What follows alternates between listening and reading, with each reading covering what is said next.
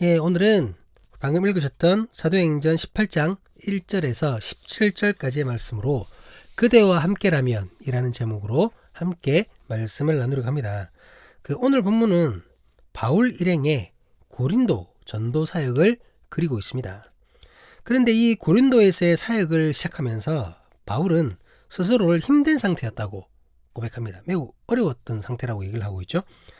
그가 고린도 교회에 보냈던 그 첫 번째 서신인 고린도전서, 그 고린도전서에서는 처음 고린도에 도착했을 때 그 당시에 자신의 심정을 이렇게 말하고 있습니다. 고린도전서 2장 3절 말씀입니다. 내가 너희 가운데 거할 때에 약하고 두려워하고 심히 떨었노라. 그 본문에 방금 읽었던 그 말씀에 거할 때에 해당되는 헬라어는 에게노멘이라는 그 단어입니다. 이 단어는 같다라는 그 의미로 본문은 그러니까 내가 너희에게 갔을 때가 되는 거죠. 내가 너희 가운데 거할 때는 내가 너희로 갔을 때가 됩니다. 그러니까 고린도로 처음 갔을 때 그때 바울은 이미 약해져 있었고 두려움으로 심히 떨고 있었다는 말이 되죠. 여기서 말하는 약함은 육체적인 것을 나타내는 것으로 보기는 어렵습니다. 전체 문맥상 육체가 아닌 마음의 상태를 보여주고 있다고 봐야 합니다. 바울이 심적으로 지쳐 있었고 그것으로 인해 다음 사역을 이어가는 것에 두려움을 느낄 정도였다라는 그런 말이 되겠죠. 바울도 인간이기에 여러분 충분히 이런 마음을 가질 수가 있습니다. 그런데 그렇다면 바울은 고린도에서의 그 전도 사역을 시작하기도 전에 벌써 힘을 잃어버렸던 그 이유가 무엇일까요? 이렇게 막 무서워서 떨었던 이유가 무엇이었을까요? 그것은 아무래도 그 직전에 있었던 아덴 사역의 영향 때문임이 분명해 보입니다. 지난주에 우리가 살폈듯이 아덴에서의 그 사역은 그 이전의 사역에 비해서 열매가 미미했었습니다. 물론 지난주에 나눴던 것처럼 바울이 어려운 중에도 최선을 다했기 때문에 그 열매의 유무에 그 상관없이 그 사역 자체를 실패했다고 단정해서 말할 수는 없죠. 오히려 저는 아덴에서 바울이 훌륭하게 그 사역을 성공적으로 마무리했다고 저는 보고 있습니다. 하지만 열매가 적은 것은 사실이거든요. 열매가 적은 것은 사실인데 그 사실이 바울에게는 분명히 아쉬움으로 남았을 것입니다. 이해가 되시죠? 저도 마찬가지죠. 제가 하나님의 일을 열심히 했는데 이왕이면 좋은 열매도 맺고 저도 열심히 했지만 열매도 있고 하나님의 나라가 확장되는 것이 좋지 나는 열심히 하긴 했지만 아무런 열매가 없다? 그럼 아쉽죠 당연히. 그 열매만 보고 실패라고 얘기할 수는 없지만 사역자인 당사자는 당연히 아쉬운 겁니다. 거기다가 이 고린도의 상황도 바울을 두렵게 만드는 것에 한 몫을 했던 것으로 보입니다. 무슨 말이냐면 고린도는 그 당시 아가야 지역의 수도였습니다. 아가야는 요 그리스 전체 지역을 말하는 건데 그 지역의 수도였죠. 경제와 문화의 중심지로 많은 사람들이 모여 있었던 곳입니다. 그런데 이제 아덴처럼 대학 중심의 도시는 아니었지만 아덴처럼 헬라 철학과 지혜에 관심이 많았던 곳이었습니다. 그리고 아덴처럼 우상이 성행했던 도시였죠. 그러니까 아덴처럼 이교도들이 강한 세력을 형성하고 있었고 철학자들은 사변을 늘어놓으며 교만한 태도를 보이고 있었다는 겁니다. 지금 바울에게 막 그냥 트라우마가 막 나오지 않겠습니까? 아덴 철학자들하고 막 얘기하다가 별 열매를 맺지도 못하고 막 웃음거리가 되어버렸잖아요. 어쩌면 바울은 아덴과 비슷한 고린도의 환경을 바라보며 아덴과 비슷한 결과를 낳게 되지 않을까 그런 두려움을 가졌을지도 모릅니다. 여기서 내가 웃음거리가 되는 건 좋은데 별로 열매를 또 미미하게 맺게 되는 건 아닐까 이런 두려움을 말하는 것이죠. 하지만 그렇다고 그 두려움 때문에 전도를 멈출 수 없고 소명을 포기할 수는 없는 것이죠. 바울은 어려운 마음임에도 두려운 마음임에도 떨리는 마음임에도 불구하고 계속해서 전도 사역을 이어 나갑니다.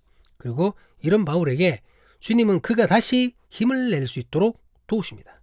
오늘은 이 부분을 살펴보려고 합니다. 힘을 잃었던 바울을 하나님께서 회복시키시는 그 부분을 나눌 것입니다. 그 어려웠지만 포기하지 않았던 아데네스의 사역을 마치고 바울이 고린도에 이르게 됩니다. 본문 1절 말씀입니다. 그 후에 바울이 아덴을 떠나 고린도에 이르러.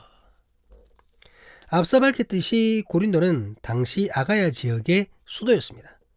문화와 경제의 중심지로 당시의 인구가 약 65만 명이나 될 정도로 굉장히 큰 도시였다고 합니다. 여러분 65만 명이면 당시로서는 엄청나죠. 지금 제가 살고 있는 곳이 서산인데요. 이곳에 서산시임에도 불구하고 인구가 한 18만 정도밖에 안 된다고 합니다. 그 전에 살았던 경상도 21만 명인가? 시임에도 불구하고 그래요. 그러니까 그 당시 때 65만 명이면 엄청난 거죠. 엄청난 도시라는 겁니다. 근데 사람이 많은 만큼 문제도 많았고 특히 성적으로 매우 문란했던 것으로 알려져 있습니다. 그런데 이런 곳, 그러니까 이렇게 막 문제도 많고 성적으로 문란한 이런 곳, 이렇게 참 문제 많은 이곳에서 바울은 훌륭한 동역자를 만나게 됩니다. 도시의 환경과 배경과는 상관없이 아주 좋은 그 동역자를 만나게 된다는 거죠. 본문 2절, 3절 말씀입니다. 아굴라라는 본도에서 난 유대인 한 사람을 만나니 글라우디오가 모든 유대인을 명하여 로마에서 떠나라 한 고로 그가 그 안에 브리스길라와 함께 이달리아로부터 새로운지라 바울이 그들에게 가매. 생업이 같으므로 함께 살며 일을 하니 그 생업은 천막을 만드는 것이더라. 그 유대인인 아굴라 그리고 이방인인 그의 아내 브리스길라를 하나님께서 붙여주신 것입니다. 이 부분은 로마 황제 클라우디오가 칙령을 내려 그 유대인들을 로마에 쫓아냈었거든요. 그때 유대인들을 로마에서 쫓아냈을 때 그때 함께 쫓겨나서 이 고린도로 오게 된 것으로 보입니다. 이들은 바울을 만나기 이전부터 이미 그리스도를 영접했던 것으로 보입니다. 그렇기에 혼자 있던 바울에게 큰 위로가 되었을 거예요. 지금 아무도 없는 곳에서 여러분 예수를 안 믿는 곳에서 살고 있자 막 예수 그리스도를 복음을 전파하면 얼마나 외롭고 힘들겠습니까? 디모데도 없고 실라도 없는데 근데 신실한 믿음의 동역자들을 하나님께서 만나게 하신 거예요. 예. 거기다가 이 사람들은 바울과 생업이 같아요. 바울처럼 천막 만드는 일을 하는 사람들이었습니다. 그렇기에 바울은 이 부부와 함께 일하며 생활하며 많은 대화를 나눴을 것이고 그러면서 영적으로 회복하는 시간을 가질 수 있었던 것이죠. 그러니까 믿음에 대한 이야기도 하면서 일에 대한 이야기도 하면서 어디서 주문을 받으면 같이 가서 일도 하고 이렇게 같이 나눴다라는 거죠.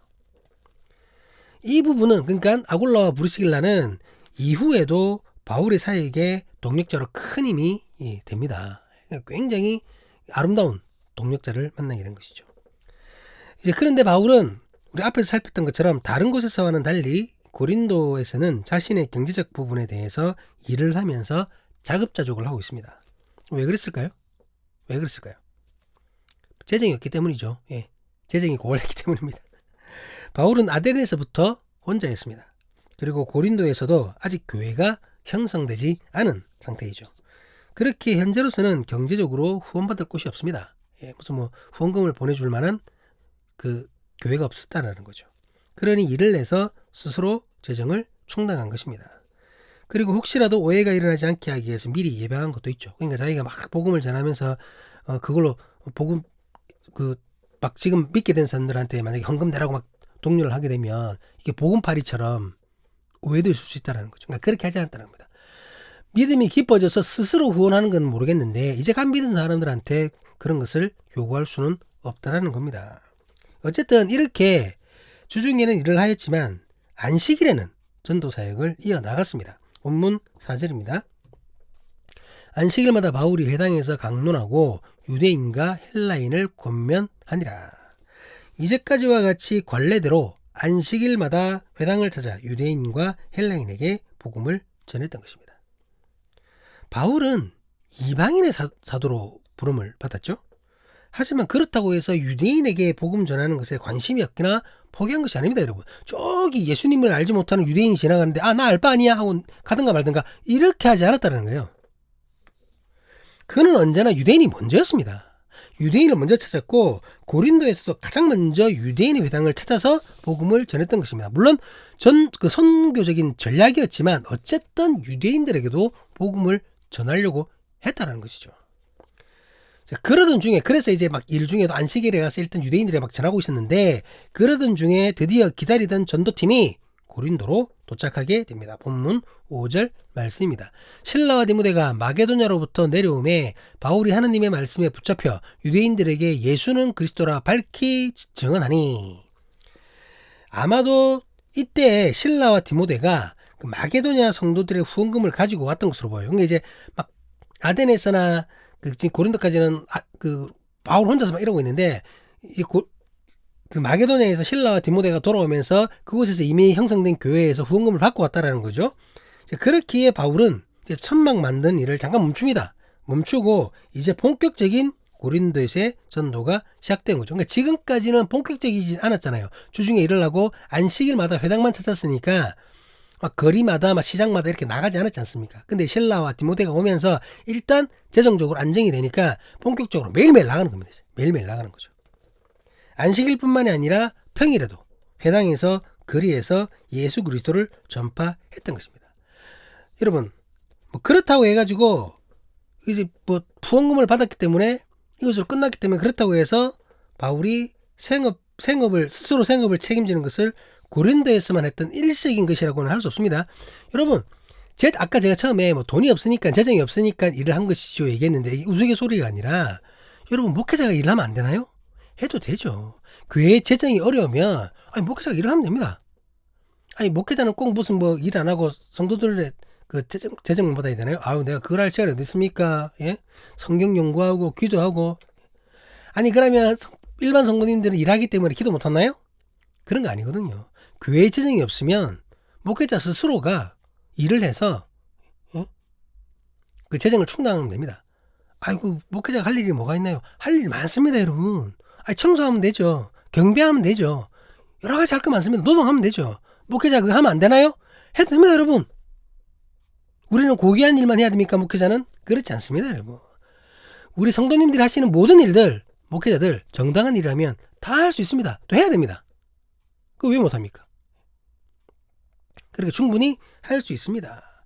바울도 이 고린도에서만 일시적으로 했던 것이 아니라 그는 늘 언제나 자족을 했으며 그러한 사실에 대해서 스스로 자랑스러워까지 했었습니다. 오늘은 이 얘기를 하는 것이 아니니까 바울의 이 자급자족에 대해서는 다음에 기회가 되면 한 번 더 나누도록 하겠습니다. 어쨌든 중요한 것은 목회자들도 재정이 없으면 스스로 채우면 됩니다. 여러분, 일하면서. 그러면 됩니다. 어쨌든 실라와 디모데가 합류하면서 고린도에서의 그 전도 사역은 활기를 띠게 되었습니다. 이렇게 되니까 가만히 보고 있던 유대인들이 움직이기 시작한 거예요. 본문 6절 말씀입니다. 그들이 대적하여 비방하거늘 바울이 옷을 털면서 이르되 너희 피가 너희 머리로 돌아갈 것이요 나는 깨끗하리라. 이후에는 이방인의 이로 가리라 하고. 유대인들이 바울을 대적하고 그가 전하는 복음을 비방하는 것으로 하나님을 대적하고 하나님의 일에 그 방해를 놓는 것입니다. 여러분, 이것은 일시적인 방해가 아니었어요. 일회성인 방해가 아니었습니다. 유대인들은 계획적이었고 반복적으로 바울을 비방하며 괴롭혔던 것입니다. 이에 대해 바울은 자신의 옷을 털면서 유대인들을 저주합니다. 여러분, 저주하고 있잖아요. 저주하는 겁니다, 여러분. 앞서 밝혔듯이 바울은 유대인들에게 복음 전하는 것을 최우선으로 생각했습니다. 가는 곳마다 회당을 먼저 찾았습니다. 그런데 그들이 받아들이지 않았습니다. 자신들에게 열린 구원의 문을 스스로 닫아버렸습니다. 그렇기에 선택의 결과는, 그들이 선택했던 그 결과, 나머지 결과는 바울이 아닌 유대인들 스스로가 책임을 져야 한다는 겁니다. 바울은 이러한 사실을 분명하게 밝히고 있습니다. 그리고 그들에게서 떠나버립니다. 유대인들은 복음을 거부하고 방해했지만 그런 중에도 열매는 있었습니다. 본문 7절 8절 말씀입니다. 거기서 옮겨 하나님을 경외하는 디도 유스도라 하는 사람의 집에 들어가니 그 집은 회당 옆이라. 또 회당장 그리스보가 온 지방과 더불어 주를 믿으며 수많은 고린도 사람도 듣고 믿어 세례를 받더라.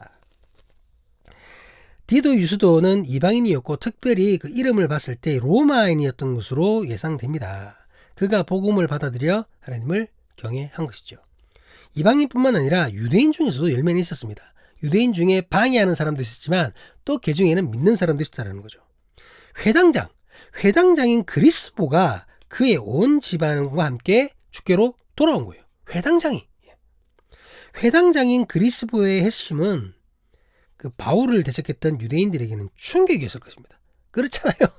같이 막 함께 힘을 모아서 바울을 대적해도 지금 될까 말까인데, 그 사람이 회심을 해버린 겁니다. 그리고 유대인들의 공격을 받았던 바울에게는 크나큰 기쁨이자 힘이 되었을 것입니다. 고린도에서 그 바울이 직접 세례를 베푼 사람이 몇 명 되지 않거든요. 이 기록에 보면. 그런데 바울이 직접 세례를 베푼 사람 중에 한 사람이 바로 이 그리스보입니다.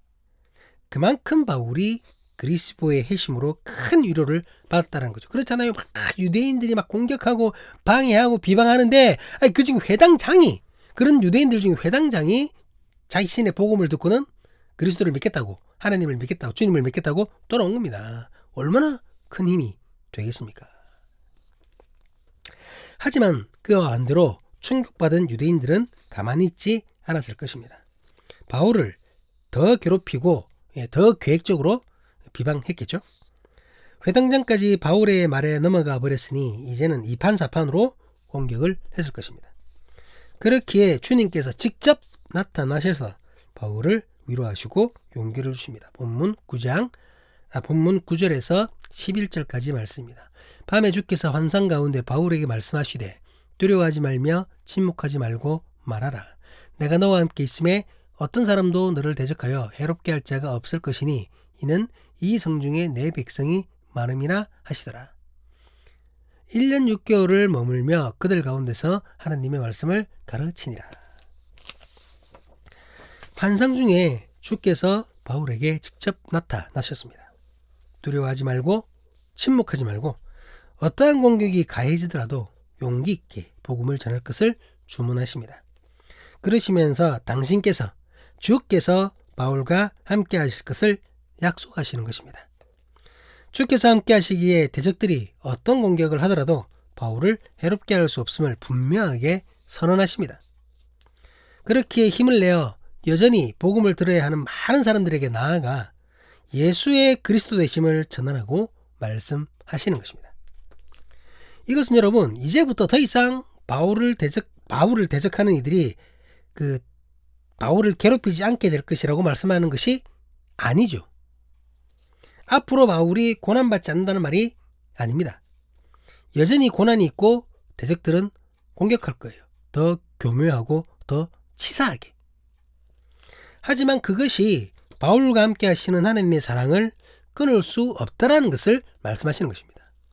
공격받고 고난받아 그의 육체가 괴롭고 힘들지라도 바울에게 열려있는 구원의 문을 닫을 수 없다는 거죠. 그들은 스스로는 그 구원의 문을 닫아버렸지만 바울에게 약속된 그 영광의 찬란한 그 하나님의 나라를 그들이 어떻게 막을 수가 없다라는 겁니다. 바울만 자신을 지키고 끝까지 그 소명을 잘 감당한다면. 아무리 대적하고 아무리 비방해도 흔들리지 않는 바울이 유대인들은 눈에 가시였을 것입니다. 이제 유대인들은 바울을 잡기 위해 빌립보에서처럼 데살로니가에서처럼 그를 모함하고 거짓 증언을 하려고 모략을 꾸밉니다. 본문 12절 13절 말씀입니다. 갈리오가 아가야 총독되었을 때에 유대인이 일제히 일어나 바울을 대적하여 법정으로 데리고 가서 말하되 이 사람이 율법을 어기면서 하나님을 경외하라고 사람을 권한다 하거늘. 그 새로운 총독이 부임하는 그 시기에 맞춰서 바울을 고발한 것입니다.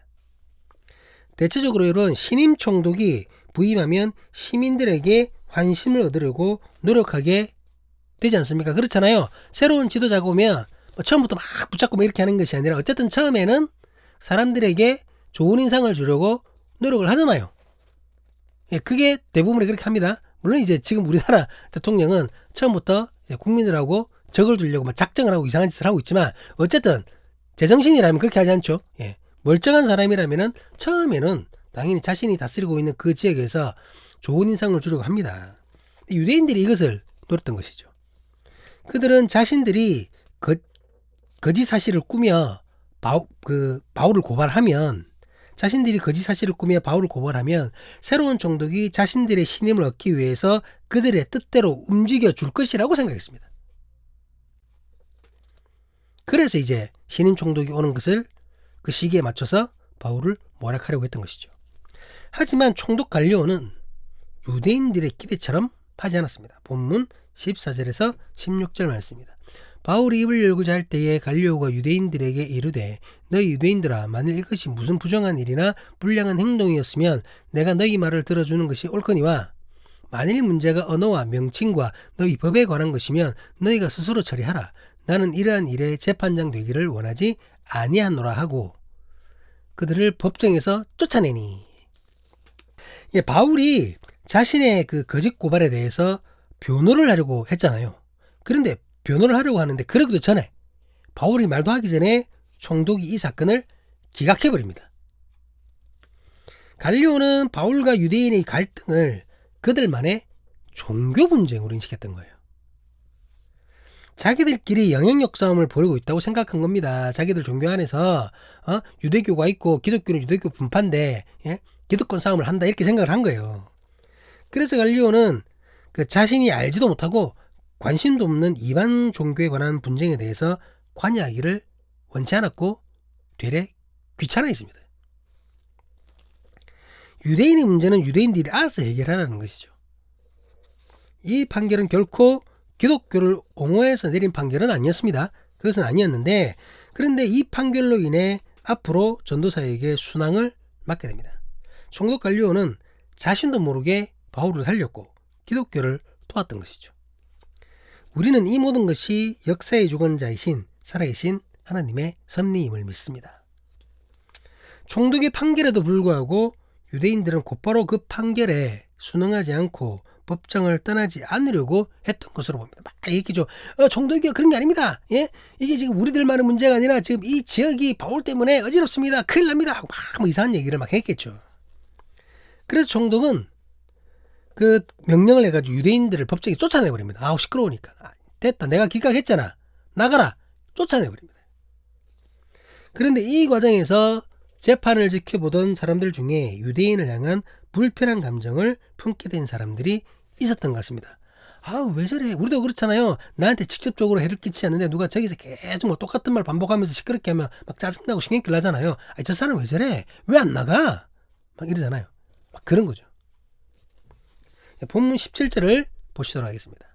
모든 사람이 회당장 소스데네를 잡아 법정 앞에서 때리되 갈리오가 이 일을 상관하지 아니하니라. 분노한 사람들이 여러분 유대인의 회당장인 소스데네, 아까 그리스보는 회심을 해버렸잖아요. 그러니까 그 이후에 다른 사람 소스데네가 아마 회당장이 된 것 같아요. 근데 이 소스데네를 잡아다가 법정 앞에서 뭐 합니까 여러분? 집단 구타를 해버립니다. 집단 구타를 해버립니다. 그런데 이것을 또 총독이 보고도 제재를 하지 않아요. 그러니까 사람들은 막 계속 그냥 막 총독이 그만 됐다고 하는데도 막 앞에서 떠들고 있는 사람들이 싫으니까 나중에 나올 때 데리고 와가지고 밖에서 두들겨 패고, 총독은 자신의 말에 처음부터 순종하지 않으니까 아마 괘씸죄로 그것을 모른 채 했던 것 같습니다. 어쨌든 유대인들은 계획하고 준비해서 바울을 모함하고 잡으려고 했지만 오히려 자신들이 법정에서 쫓겨나고 회당장 사람들에게 몰매를 맞는 최악의 상황을 맞이하고 이 사건은 일단락되게 됩니다. 말씀의 서두에서 고린도에서의 사역을 시작하기도 전에 바울은 힘이 빠져 있었던 상태였음을 나누었습니다. 지난 사역의 아쉬운 결과로 인해 바울은 두려웠고 고린도에서의 사역에 대해서 그다지 긍정적이지 않았던 것입니다. 그런데 그런 바울이 고린도에서 1년 6개월 동안 머물렀습니다.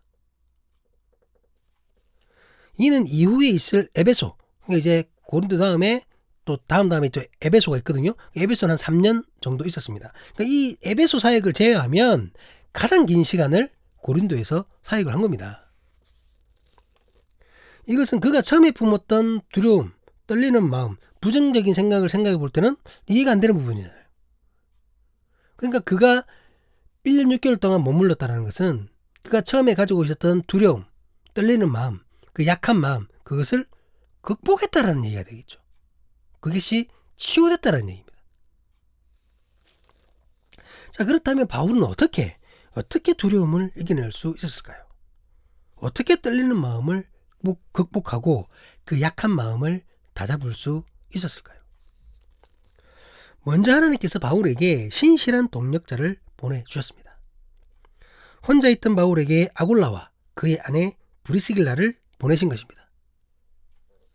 이들은 신실한 사람이었고 무엇보다 바울과 같은 생업에 종사하는 사람이었습니다.